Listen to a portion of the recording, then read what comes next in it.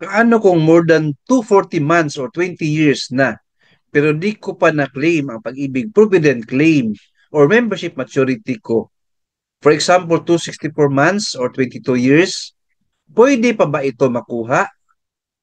Answer, based po sa research natin from Pag-ibig Fan, PACD officer, nagtanong po tayo doon. Ang sagot po ay pwede po. Pwede po maklaim ang 240 months. Kahit po lumampas na tayo ng 2 years, pwede pa rin po makuha ang 20 years. Kasi po membership maturity yan. Ang excess po na 2 years or sobra na 2 years, maklaim po yan at age 60. Yes, friends.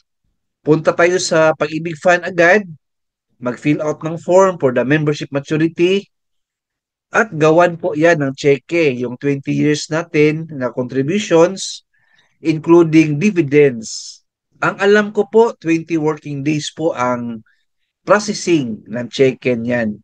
Land bank check po yan at ma-encash agad pag ma-release na sa inyo ang cheque. Ayan po.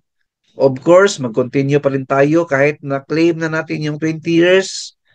Kung hindi pa tayo 60 years old, i-continue po natin yan, yung Pag-ibig membership or savings sa Pag-ibig Fund.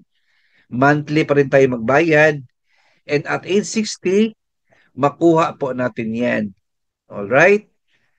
Hope na nasagot ko yung question ni Sir. Keep watching my YouTube channel, Sir. Please like, share this video, and subscribe my YouTube channel. Thank you, God bless, and 2 thumbs up.